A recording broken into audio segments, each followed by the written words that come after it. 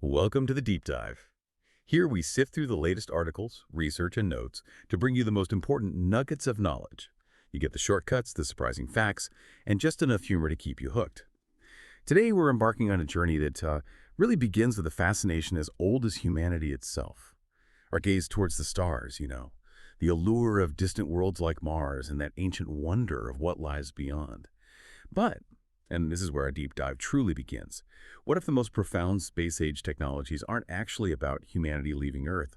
What if they're about fundamentally transforming life on Earth, right here, right now? Our specific focus today will be on two seemingly futuristic yet incredibly immediate innovations: Earth-to-Earth rocket transportation and the rapidly expanding network of low-orbit satellite internet. Our core mission, drawn directly from the compelling source material we've looked at, is to show how these technologies offer far more immediate, more tangible impacts on our home planet than, say, the ambitious goal of Mars colonization. They are really poised to fundamentally reshape global interconnectedness for billions, and the implications are, well, they're truly vast. That's absolutely right. We're diving deep into a fascinating set of sources today, with particular insights from Earth-to-Earth rocketry plus Hyperloop. Fath. This material lays out a really powerful case for why these Earth-centric innovations are set to deliver concrete, immediate benefits for billions of people and in a much shorter time frame than Mars. What's truly insightful here, I think, is how these advancements aren't just a separate agenda from interplanetary exploration. They are subtly but powerfully laying the essential groundwork for humanity's long-term future in space. It's a unified vision, really, not a competing one. Okay, so let's unpack this. Our story truly begins with humanity's enduring dream of space exploration. Our connection to the cosmos is, as old as civilization itself. Ancient societies didn't just chart stars for navigation, they wove entire spiritual and mythological tapestries into the constellations above us, seeing reflections of their gods, their destinies in the night sky. Then, of course, the Renaissance brought this huge scientific revolution with figures like Copernicus, Galileo, Kepler. They looked up, challenged prevailing beliefs, and fundamentally expanded our understanding of the universe, shifting our perspective to reveal Earth wasn't actually the center of everything. That was a truly monumental intellectual leap, wasn't it? Oh, absolutely, a profound shift. And that intellectual pursuit eventually ignited the global space race in the 20th century. October 4th, 1957, marked a pivotal moment when the Soviet Union launched Sputnik 1, the first artificial satellite to orbit Earth. This wasn't just a technological feat, it was a profound psychological moment. It sent shockwaves across the globe, signaling a new era. Just 4 years later, Yuri Gagarin completed humanity's first flight into space aboard Vostok 1, circling our planet, proving that humans could indeed venture beyond our atmosphere. And who could forget the iconic Apollo 11 moon landing in 1969? Neil Armstrong's unforgettable words, "One small step for man, one giant leap for mankind," just perfectly captured that moment. It was such a singular achievement by the United States that cemented humanity's relentless drive to explore the unknown, a testament to what we can achieve with audacious goals and, focused effort. Definitely. And after the moon race, we shifted, interestingly, towards collaboration. The establishment of the International Space Station, the ISS, launched in '98, truly became a powerful symbol of international cooperation. It's hosted astronauts and researchers from nations all around the world, proving that shared scientific endeavor could actually transcend geopolitical divides, which is pretty amazing. In parallel, robotic missions like the Mars rovers Spirit, Opportunity, Curiosity, Perseverance have consistently provided invaluable insights into the red planet's geology, its past climate, and its potential to harbor life. These tireless explorers are basically our eyes and ears on another world. It's interesting, isn't it? Despite all these incredible achievements in Earth orbit and, on the moon, the allure of Mars as humanity's next frontier remains incredibly strong.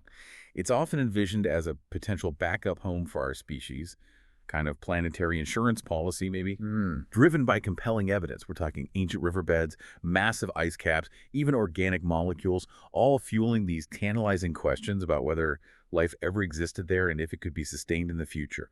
Visionaries like Elon Musk have eloquently championed the philosophical appeal of Mars colonization, seeing it not just as an option, but as essential for ensuring the long-term survival of our species, making humanity truly multiplanetary. It's a grand vision, to say the least. It is a grand vision. While certainly inspiring, our sources critically examine the immense practical challenges of Mars colonization. And they are immense. The sheer distance alone is a monumental hurdle. Mars is, on average, a staggering 225 million kilometers away from Earth. A crucial implication of this is the communication delay. It ranges from 4 to 24 minutes one way. Wow, one way. One way.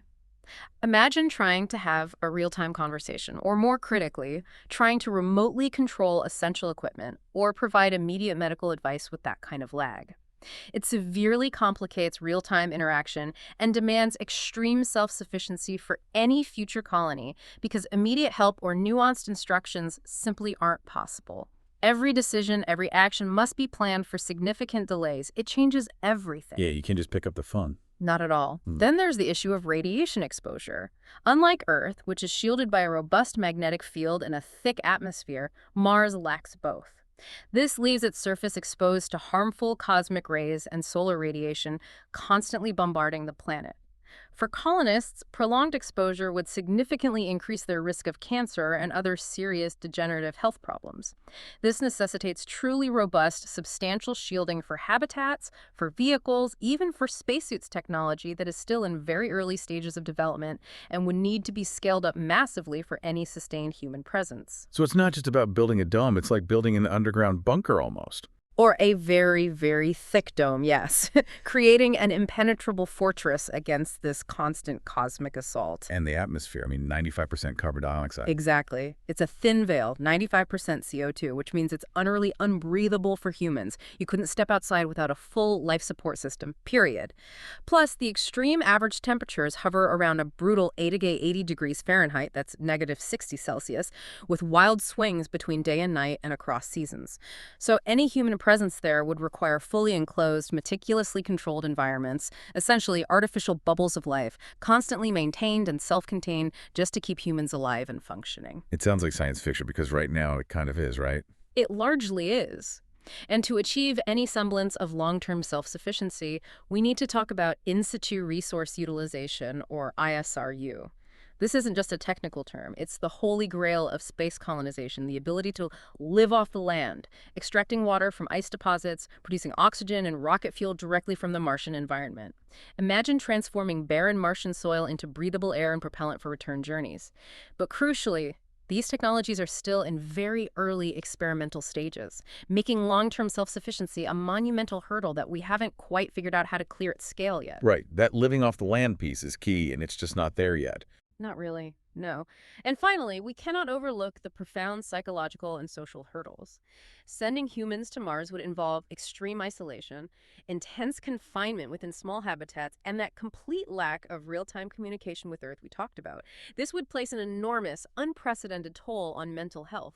Building a cohesive, resilient, productive community under such conditions would demand robust psychological support systems, entirely new models of social dynamics, and a deep understanding of human endurance that we simply don't have yet from such extended, isolated missions. It's not just about engineering, it's about human nature pushed right to its absolute limits. So when we look at all these huge challenges for Mars colonization, what does this all mean for our current priorities? Our sources argue that unlike the Red Planet, which truly demands decades, maybe even a century, of R&D before yielding any practical widespread benefits for Earth, these Earth-centric innovations are already within our grasp. They're poised to offer tangible, immediate benefits for billions of people much, much sooner. This shift in focus from the cosmic distant to the terrestrial immediate is really what this deep dive is all about. It's not a question of if we go to Mars, maybe, but when and what we achieve here first. Precisely. It's about the staging, the foundation. And speaking of within reach, this brings us squarely to the dawn of a new era, led in large part by the meteoric rise of private space ventures. We're talking about companies like SpaceX, founded by Elon Musk back in 2002. His mission was nothing short of revolutionary: make space travel affordable and accessible, fundamentally challenging the decades-long dominance of government agencies and, the traditional aerospace giants. And they hit the ground running. SpaceX rapidly achieved key milestones that truly shocked the traditional aerospace industry. In 2008, their Falcon 1 became the first privately developed liquid-fueled rocket to reach orbit. That wasn't just a launch, it was a proof of concept. It showed a private entity could achieve what only national space agencies had done before. It was huge. A real game-changer moment. Absolutely. Then, in 2012, they made history again by becoming the first private company to send a spacecraft, the Dragon, to the International Space Station, resupplying it. These weren't just launches. They were clear, undeniable signals that a new player had arrived and was fundamentally changing the whole game. So what was the genius behind it? Was it just Musk's vision or something more? Well, the genius of SpaceX's approach lies in its relentless focus on innovation and, crucially, cost efficiency that truly disrupted traditional aerospace models. They didn't just build rockets, they fundamentally reimagined the economics of space travel, taking direct aim at the incredibly expensive single-use paradigm that had dominated for decades. This disruption wasn't an isolated event either. It inspired an entirely new wave of private ventures globally, shifting the entire industry's paradigm from purely governmental endeavors to a vibrant, competitive, and increasingly collaborative private sector. It really opened the floodgates, didn't it? It did. It's a testament to the power of entrepreneurial vision backed by, let's face it, audacious engineering. And at the heart of SpaceX's impact are its game-changing innovations. First, reusable rockets. We're talking about the Falcon 9, right? Yes. The Falcon 9, which features a first stage capable of landing vertically after launch and being prepared for multiple subsequent flights. This isn't just a cool trick, it's what has dramatically reduced the cost of space travel. Think about it. Instead of building a new airliner for every single flight, you reuse the same one. Makes perfect sense when you put it like that. Right. It makes access to space far more accessible and sustainable, and it enables incredibly faster turnaround times between launches, boosting operational efficiency on an unprecedented scale. Reusability is key then. And then there's Starship. Indeed, reusability is the cornerstone. Then there's Starship, SpaceX's ambitious vision for the future. It's designed as a fully reusable spacecraft intended for missions to the Moon, Mars, and beyond, a true interplanetary transport system. But what's particularly relevant for our discussion today is its immense potential for Earth-to-Earth transportation. This dual-purpose capability truly underscores SpaceX's commitment to both far-reaching interplanetary exploration and immediate terrestrial innovation. It blends that grand ambition with incredible practicality for our home planet. Okay, and the third big one, Starlink. Right, Starlink, which represents a revolutionary approach to global internet connectivity. It's a vast, ever-growing constellation of low-orbit satellites aiming to provide high-speed internet to literally every corner of the globe. This directly addresses a critical global need, bridging the digital divide, particularly in remote and underserved areas where traditional internet infrastructure is simply impossible, too expensive, or just, well, non-existent. So SpaceX isn't operating in a vacuum here, right? There are other players. Oh, definitely not. To put SpaceX's influence into proper context, it's operating within a truly dynamic and often collaborative landscape. You have Blue Origin, founded by Jeff Bezos, also heavily invested in reusable rocket technology, pushing boundaries in suborbital and heavy lift launch. NASA, once the sole giant of American spaceflight, has cleverly transitioned into a key collaborator. Look at their commercial crew program using SpaceX's Crew Dragon for astronaut transport. Right, they buy the service now. Exactly. Beyond these, there are significant international players. China's rapidly advancing space program, European and Indian space agencies, and a growing number of other nimble private companies like Rocket Lab, OneWeb, Arianespace, all contributing to this exciting new space race. It's a really multifaceted ecosystem driving innovation across the board. Okay, so we've covered the players, the big innovations. Now, how exactly do these technologies promise to shrink our globe? Let's start with Earth-to-Earth rocket transportation. How does that even work? What's the mechanics behind this suborbital shortcut? It's quite ingenious, actually. Earth-to-Earth rocket travel utilizes suborbital flight. This means the rockets propel themselves vertically, much like a traditional space launch, but then they ascend beyond the densest parts of the atmosphere, reaching the edge of space where air resistance is minimal. Crucially, instead of entering a full orbital path around Earth, the rocket then reorients for a horizontal trajectory. It essentially skips or hops across the top of the atmosphere, following Earth's curvature at incredible speeds. So it doesn't go all the way into orbit. No, that's key. It stays suborbital. Upon nearing its destination, it executes a controlled, pinpoint descent for a precision landing, often on specialized floating platforms positioned near major coastal cities. This dramatically reduces drag for most of the journey, allowing for those incredibly high speeds while minimizing fuel consumption compared to trying to achieve and then leave orbit. And the essential tech components making this possible. Obviously, the reusable rockets we talked about. Absolutely indispensable. Reusable rockets like Falcon 9 and especially Starship, designed for multiple flights. Reusability isn't just a feature, it's the economic engine. Then there's vertical takeoff and landing, VTOL technology. This eliminates the need for sprawling, expensive runways. It allows for compact launch and landing pads, making it feasible to place them closer to population centers without demanding vast swaths of land. Like a heliport, but for rockets. Kind of, yeah. And of course, incredibly advanced navigation systems are critical for precision and safety, guiding these rockets with pinpoint accuracy, making sure they land exactly where they're supposed to every time. Okay, now, let's talk about the astonishing promise here. The numbers are just wild. Imagine a journey from New York to Tokyo. Right now, that's a grueling flight, maybe 14 hours on a good day, often with serious jet lag. But with rocket transportation, that same journey could be completed in just 29 minutes. 29 minutes. 29 minutes. Think about that. That's less time than many people spend commuting to work. It's hard to even wrap your head around. It really is. And the profound implications for global mobility are truly staggering. For commerce, it revolutionizes business logistics in ways we can barely grasp.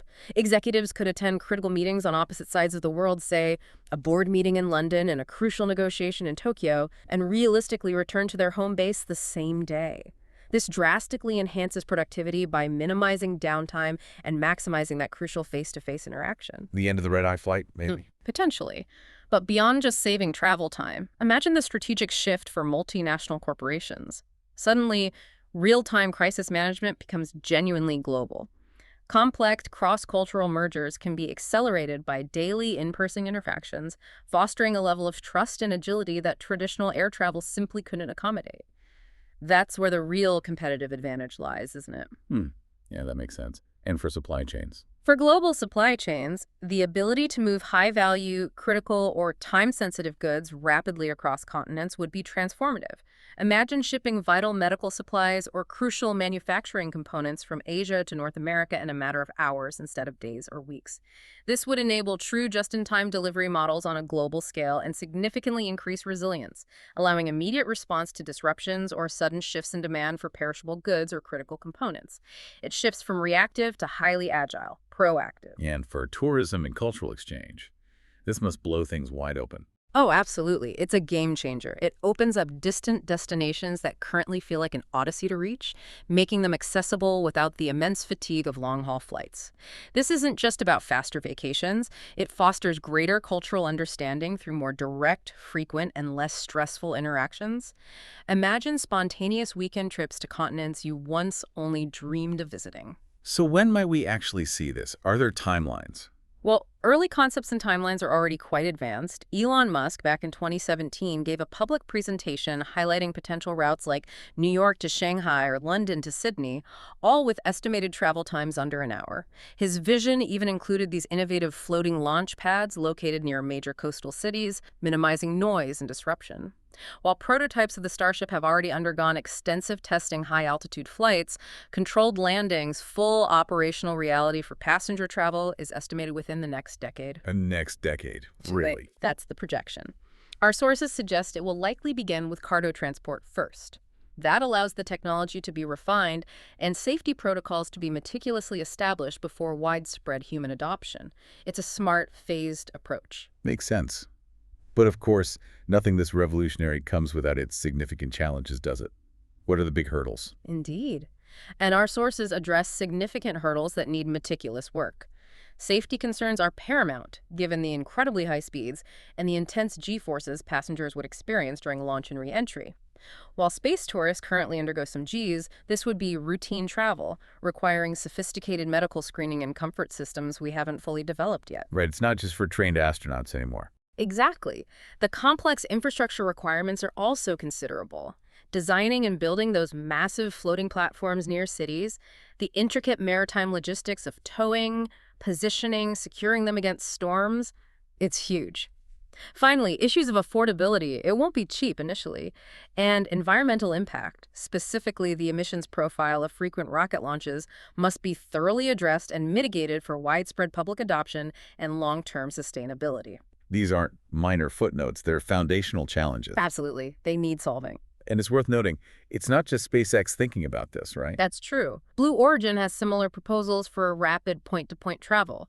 It indicates this isn't just one company's pipe dream, but a widely recognized and actively pursued industry interest. That competition should hopefully drive progress. Okay, so if we're shrinking the globe with rockets for the long haul, how do we handle the journey once we land? This brings us to the Hyperloop connection. You mentioned this earlier as complementary. Yes, a vital link. So the Hyperloop, initially proposed by Elon Musk in 2013, isn't a competitor to rocket transport. It's more like an extension, a critical piece in a future global network. It works by propelling pods through near-vacuum tubes using magnetic levitation, achieving ground speeds of up to 760 miles per hour, or about 12,220 kilometers per hour. Super fast on the ground.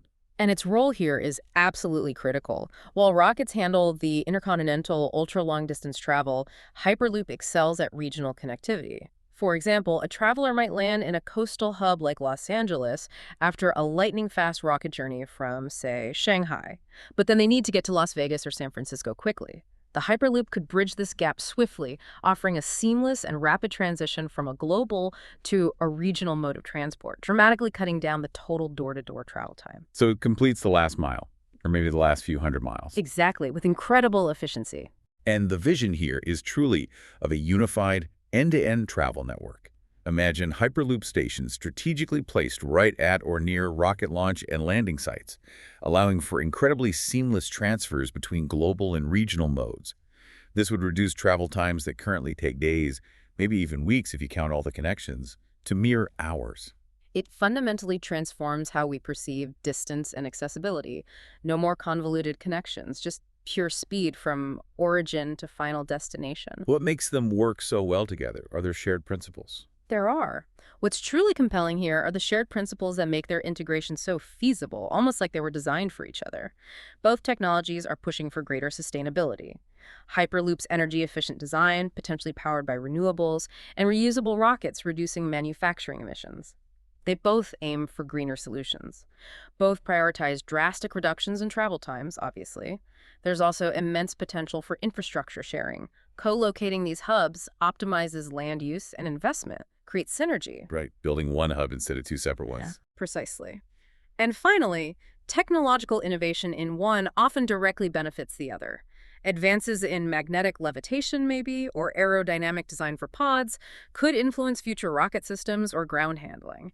They build on a shared foundation of cutting-edge engineering. But as with any groundbreaking tech aiming to redefine global infrastructure, they must share some pretty big hurdles too, right? Absolutely. They face similar formidable challenges. The first is undeniably the high initial costs. Monumental upfront investment needed for R&D, land acquisition, the complex infrastructure. We're talking tens, probably hundreds of billions globally. Wow. Okay. Then there are the regulatory hurdles.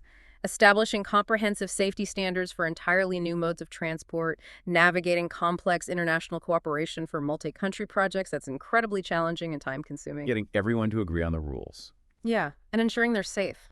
Public acceptance is also key. Educating the public, addressing concerns about safety, cost, noise, potential disruption, that's crucial for adoption. And despite aiming for sustainability, their construction will have environmental impacts, land disturbance, materials needing careful mitigation. Finally, ensuring true interoperability, seamless communications, standardized protocols, operational procedures between these different high-speed systems, that's a complex engineering and logistical feat requiring global coordination. Lots to overcome there. Okay, so from shrinking the globe in terms of travel time, let's turn to how we're shrinking it in terms of information and communication. This is where SpaceX's Starlink comes back in. You call it a revolution in global connectivity. It really is. It's an incredibly ambitious initiative to provide high-speed internet across the entire globe, directly addressing that massive digital divide, especially in remote and underserved areas where traditional infrastructure just isn't viable. How does it work exactly? Thousands of satellites. Yes. A vast, constantly growing constellation of thousands of small satellites orbiting at a relatively low altitude of around 550 kilometers, much lower than traditional ones. These satellites communicate with ground-based user terminals, the dishes people are getting, which are surprisingly compact and easy to install. They provide internet speeds comparable to, and sometimes even exceeding, fiber optic connections. It's a fundamental reimagining of internet infrastructure, bypassing the need for laying cables or building towers everywhere. And it's not just about making money for SpaceX. Well, that's part of it, obviously, but what's truly impactful here is that Starlink's stated vision extends beyond just revenue. It aims to create a more equitable digital landscape by connecting the billions of currently unconnected people around the world, fundamentally democratizing access to information. Why are these low-orbit satellites such a game changer compared to the traditional big ones way up high? The key difference compared to traditional geostationary ones, which orbit way out at 36,000 kilometers, is primarily the drastic reduction in latency, or lag. We're talking about dropping from hundreds of milliseconds of lag with geostationary satellites down to typically under 30 milliseconds with LEO low Earth orbit. And that makes a real difference. Oh, a huge difference. That's not just faster. It's the critical difference between a frustrating delay and virtually instantaneous real-time interaction for things like high-definition video conferencing, competitive online gaming, or even potential future applications like remote surgery, where every millisecond counts. And instead of just a few big satellites, Starlink uses thousands of small ones. How does that help? Right. It's a constellation approach. Thousands of smaller satellites working together provide continuous, uninterrupted coverage. As one satellite moves out of range overhead, another seamlessly takes its place from the user's perspective.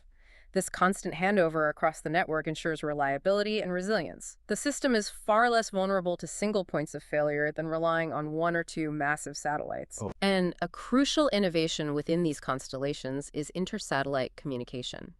Starlink satellites use laser links to communicate directly with each other in space. They're essentially creating a fiber optic network in orbit. This further reduces reliance on ground stations for long-distance data transmission and dramatically enhances efficiency and scalability across the globe. Wow, lasers in space connecting them all. Exactly. And the user terminals on the ground are also designed to be compact, relatively easy to install, and are becoming increasingly affordable, making the service more accessible to individual users over time. And the impact is already immense, you're saying. Where is this making the biggest difference? It is. This technology is delivering high-speed, low-latency internet where terrestrial infrastructure is impractical or simply non-existent. Think remote villages that have never had reliable internet, disaster-stricken regions where ground networks are destroyed, or even the vast maritime and aviation industries, where connectivity has traditionally been patchy, painfully slow, and prohibitively expensive. Starlink is directly addressing this gap, pulling these previously unconnected areas into the global digital economy. And we're already seeing powerful real-world applications, right? Bridging critical gaps across the globe. Absolutely. For example, remote education. Satellite internet is bringing high-quality online learning platforms to students in areas previously cut off from digital resources. The COVID-19 pandemic starkly highlighted this need globally. Yeah, that was huge. Imagine a student in a rural village now able to access the same online courses and educational content as someone in a major city.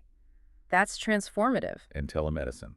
In telemedicine, Starlink is quite literally saving lives in some cases.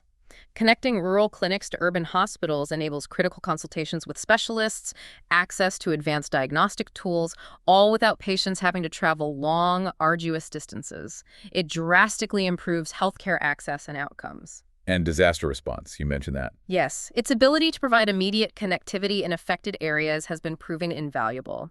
Our sources cite rapid deployments in hurricane-hit regions where ground infrastructure was wiped out, and in war-torn areas. It supports vital coordination and communication for relief efforts, allowing humanitarian aid to be delivered more effectively and efficiently when terrestrial networks are down. It becomes a lifeline. But it's not all smooth sailing, right? There must be challenges for Starlink, too. Oh, for sure. Significant challenges remain. Cost and accessibility are still a hurdle for many low-income households globally. Widespread adoption will likely need further subsidies or perhaps innovative partnership models. The complex regulatory landscape, getting landing rights, spectrum allocation, coordinating across hundreds of countries is a continuous evolving challenge.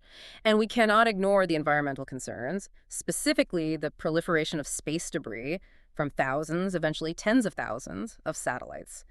The long-term sustainability of Earth's orbital environment requires responsible practices, robust anti-collision systems, and effective end-of-life management for these satellites. That's a big one. Like managing all that stuff up there.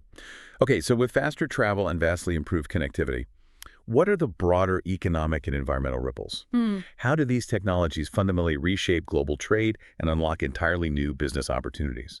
The profound impact on global trade and business is, well, staggering to contemplate. What's truly revolutionary here is the sheer speed they enable. Intercontinental shipping, typically days or weeks by air or sea, could shrink to hours for high-value or time-sensitive goods using rockets.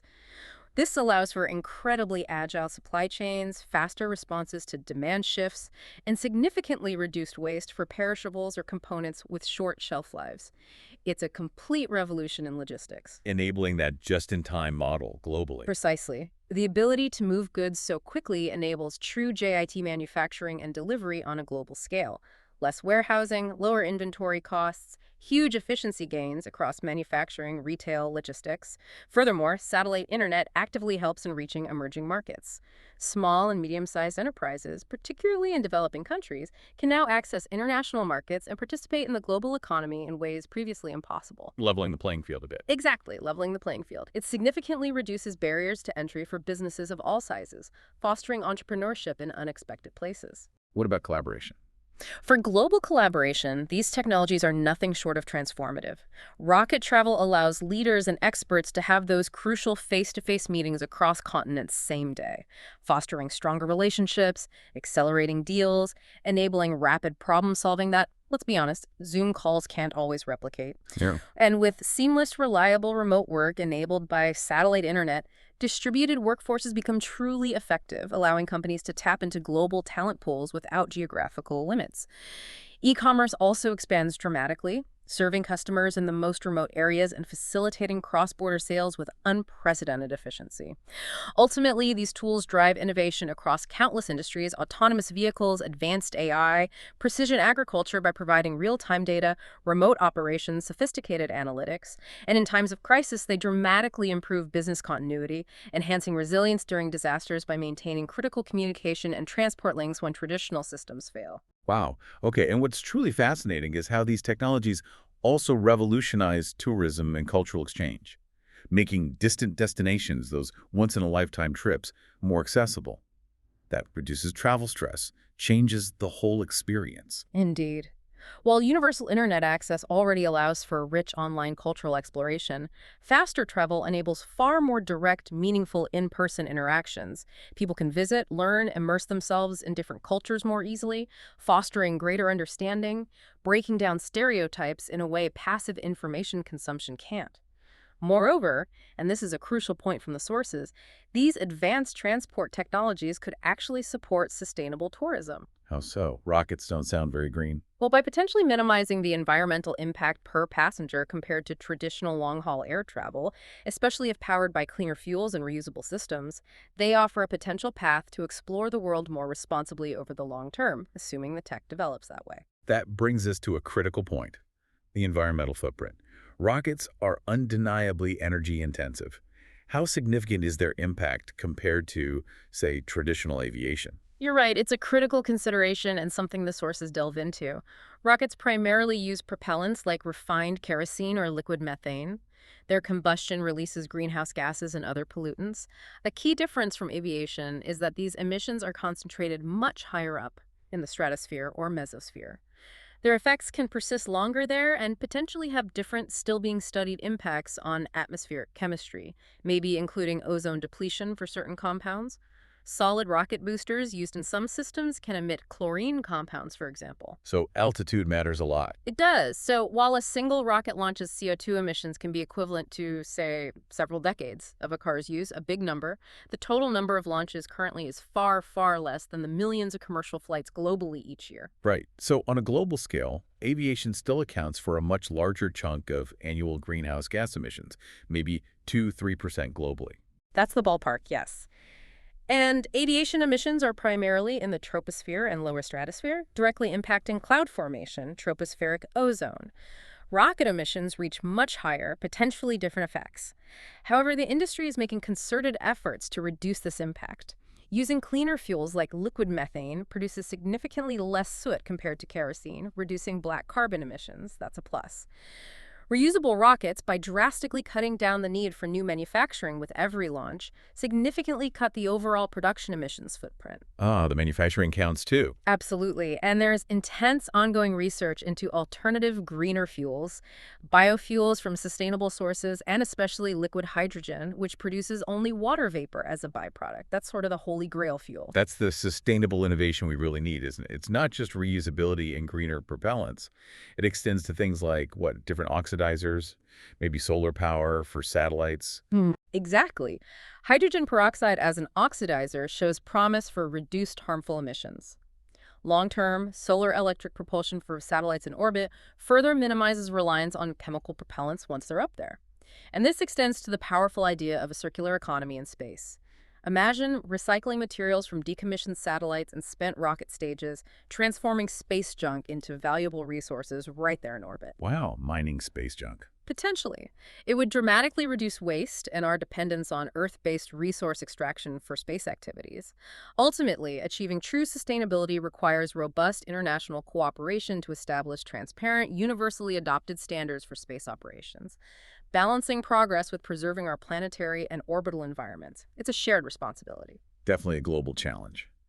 Let's turn now to the truly monumental undertaking of building the new world's backbone for these technologies. We're talking massive, unprecedented infrastructure. What does that entail logistically? It sounds huge. The logistical challenges are indeed enormous. Let's take those floating rocket platforms. They need to be designed not only to withstand the immense forces from launches and landings, but also the dynamic, often brutal conditions of the open ocean. Their construction requires specialized equipment, techniques, complex maritime logistics for towing, positioning, securing them against severe storms, tides, even seismic activity. They're basically mobile spaceports at sea. Not just a big barge, then. Far from it. Precision-engineered multi-story structures. Then there are the Hyperloop networks. They need incredibly long, straight routes. That means navigating immense land acquisition hurdles, especially in dense or sensitive areas. Imagine tunneling under mountains or building elevated tracks through urban centers. The scale is daunting. And the complexity of constructing and maintaining a near vacuum over hundreds or thousands of kilometers within those tubes, that's an unprecedented engineering challenge. Any significant breach cripples the system. Maintaining that vacuum sounds incredibly hard. It requires precision engineering on a scale rarely seen for ground transport. And beyond the sheer physical building, there are profound regulatory and geopolitical hurdles, right? Yeah. Getting everyone on board. Absolutely. We need to establish comprehensive, internationally recognized safety standards for these entirely new modes of transport. This isn't just national law. It means coordinating airspace and maritime closures across borders, touching on national sovereignty. And then there's navigating the geopolitical tensions that inevitably arise with multi-country infrastructure projects, especially those involving advanced tech and access. It's a real diplomatic tightrope walk. Have we done anything like this before? Are there lessons from history? That's an insightful question, and yes, our sources suggest we can draw crucial lessons from historical megaprojects. The Transcontinental Railroad in the 19th century faced immense logistics, traversing vast, untamed territories. But government support land grants, subsidies, was vital. This highlights the enduring importance of robust public-private partnerships today. Governments enable and de-risk, private industry innovates and executes. The Panama Canal taught us about the necessity of international collaboration and truly innovative engineering to overcome daunting environmental and political obstacles. It took decades, global cooperation. And looking at successful high-speed rail in Japan or France, we learned the importance of meticulous strategic planning, phased implementation to manage complexity, and leveraging advanced tech to cut costs and boost efficiency.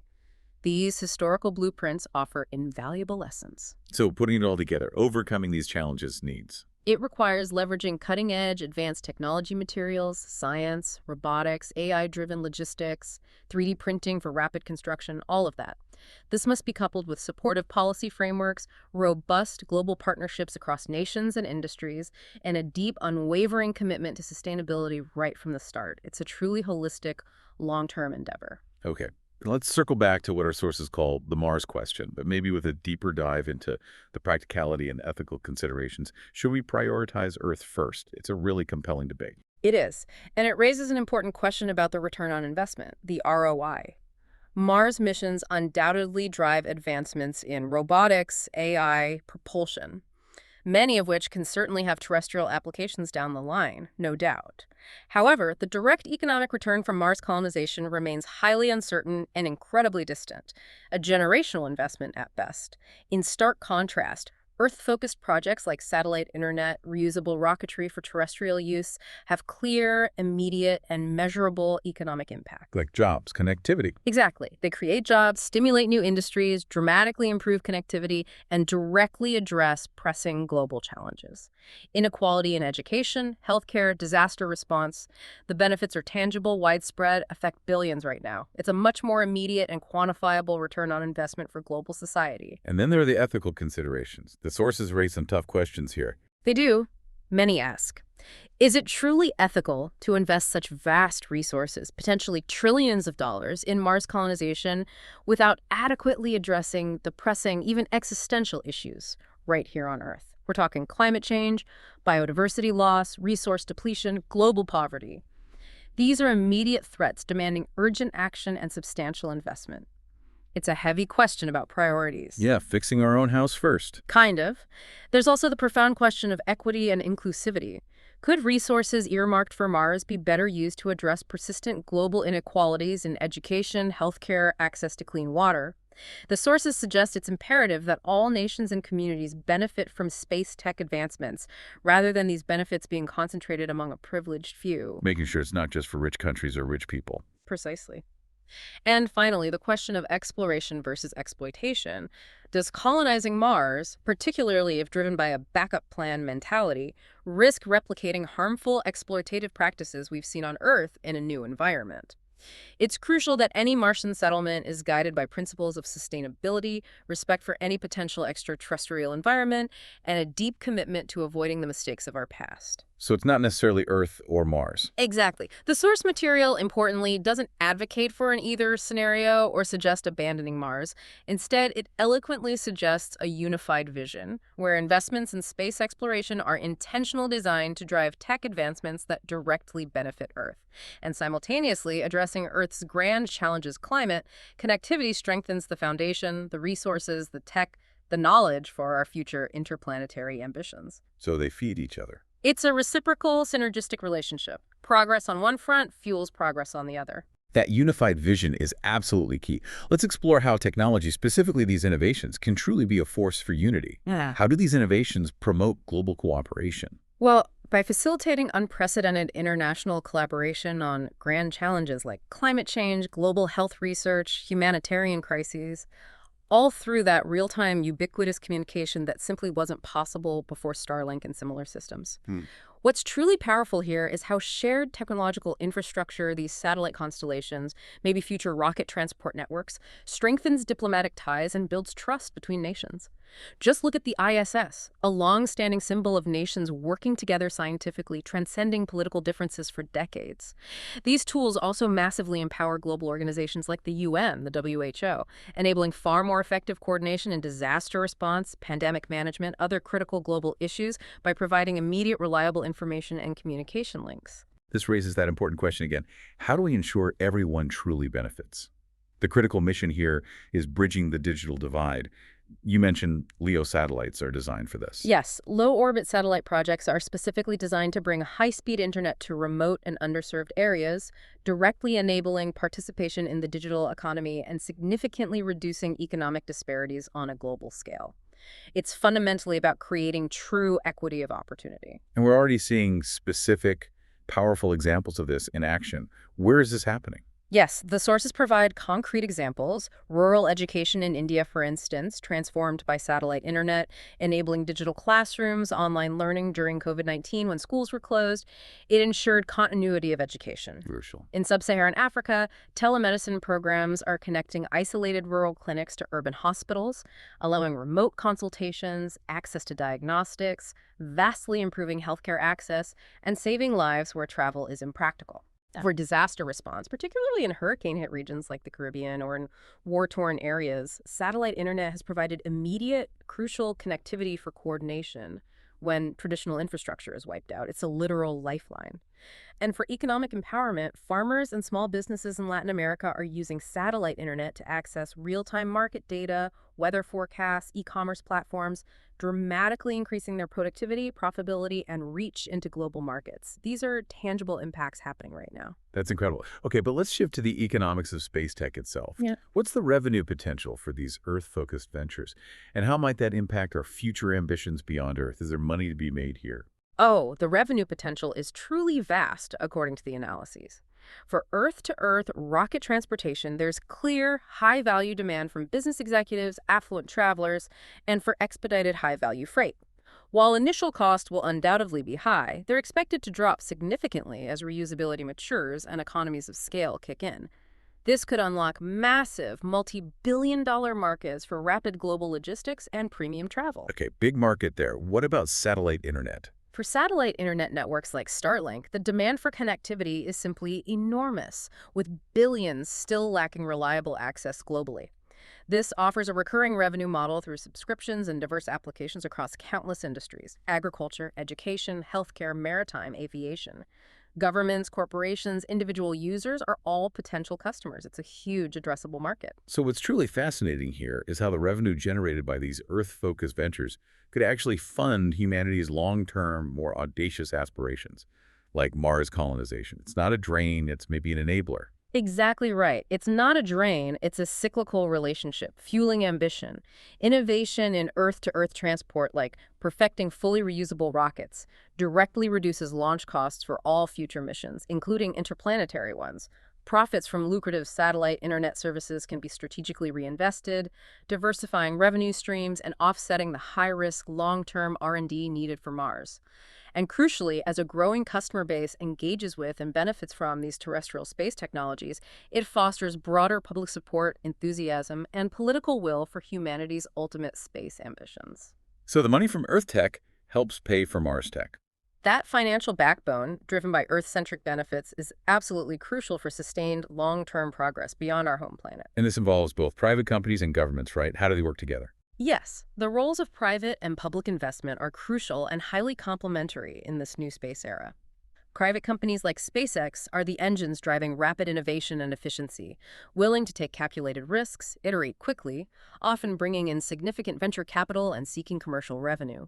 Governments, on the other hand, provide critical public sector support: foundational grants, research subsidies, investment in infrastructure, robust regulatory frameworks that enable the whole ecosystem. What truly accelerates progress are those public-private partnerships, like NASA's Commercial Crew Program, combining public funding with private expertise and agility. And international cooperation, like the Artemis Accords, allows for pooled resources, shared goals, and a unified vision for sustainable space exploration. It takes everyone. Okay, so after exploring all of this, what could a world truly transformed by widespread rocket travel and universal internet actually look like? Can you paint us a vivid picture for the coming decades? Imagine seamless global mobility, truly, making cities on opposite sides of the globe feel almost as accessible as neighboring towns. Business travel transformed, freight transportation becoming incredibly agile, almost instantaneous for high-value goods. Critically, imagine universal access to information, democratizing education, healthcare, economic participation for everyone, empowering people in the most remote regions with knowledge and opportunity once unimaginable. So a more connected, maybe more equal world. Potentially, yes. We'd see a more inclusive, truly global economy where remote work and e-commerce don't just exist, but thrive everywhere, extending economic growth far beyond traditional urban centers. Cultural exchange would be profoundly enhanced, not just online, but through increased, direct, meaningful interactions between people from diverse backgrounds, fostering deeper global understanding, breaking down historical barriers. And our sources make some bold, yet surprisingly grounded predictions for the coming decades. What are they thinking timeline-wise? They are bold, but seem plausible based on current trends. In the next 20 years, they suggest commercial Earth-to-Earth rocket travel becomes truly viable, with prices decreasing steadily as tech matures and reusability becomes routine. Major global cities likely integrate floating launch pads, enabling ultra-fast global mobility as a commonplace option, at least for some. We'll also see new universal low-orbit satellite internet coverage, bringing significant socioeconomic development and opportunity to those remote regions historically left behind. Okay, that's 20 years. What about 50? Looking out 50 years, rocket travel could well become a standard mode of intercontinental transport, complementing Hyperloop networks for truly seamless regional connectivity. Arrival to destinations super fast.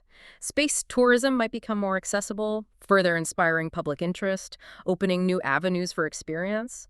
Satellite internet systems likely merge with other advanced comms tech, creating a unified, intelligent digital ecosystem enabling smart cities, autonomous systems on a scale we can barely imagine. And this period, crucially, lays the definitive groundwork for permanent settlements on the moon and eventually Mars, built on the tech and economic foundations from these Earth-focused ventures. And then way out, 100 years, what's the ultimate vision? The 100-year vision is even more expansive.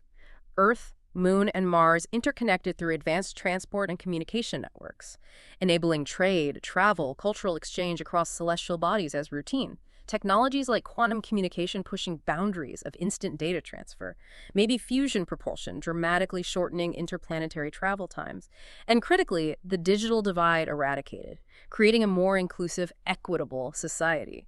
Advancements in education, healthcare, powered by ubiquitous connectivity, ensure a higher quality of life for all, everywhere. It's an incredible vision.